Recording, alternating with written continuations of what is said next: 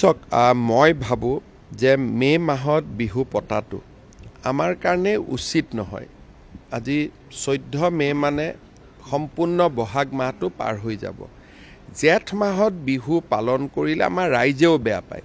গতিকে কোনোবাই যদি পালন কৰিবলগীয়া আছে অহা 2-3 দিনত পালন কৰি শেষ কৰি দিলে মোৰ কোনো আপত্তি নাই। কিন্তু জেঠত অবতৰীয়া বহাগ পালন কৰিলে আমাৰ জাতীয় জীৱন বা আমাৰ যিটো পৰম্পৰা সি কষ্ট পায়। এটাতো সেনাবাহিনী বা ভাৰত পাকিস্তানৰ কাৰণে আমি কৈছিলোঁ, কিন্তু জেঠত বিহু পতাটো ঠিক নহয়। কিন্তু বহুত বিহু কমিটি আছে যোনে পেণ্ডেলটো বনাই ৰাখি থৈ দিছে, কোনোবাই হয়তো মাইকৰ ভাড়াটো এডভান্স দি ৰাখি থৈ দিছে।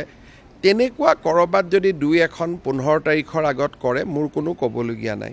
কিন্তু 15 তাৰিখৰ পিছত বিহু নাপাতিবলৈ মই ৰাইজক অনুৰোধ কৰিম, কাৰণ আমাৰ বাপতিসাহোন বিহুটোৰ অসন্মান হ'ব নালাগে।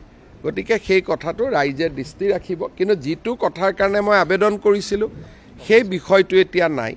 কিন্তু এতিয়া মই এজন অসমীয়া ল'ৰা হিচাপে, যুৱক হিচাপে, ব্যক্তি হিচাপে অনুৰোধ কৰিম যে বহাগৰ বিহুটোক জেঠলৈকে টানি লৈ নাযাব।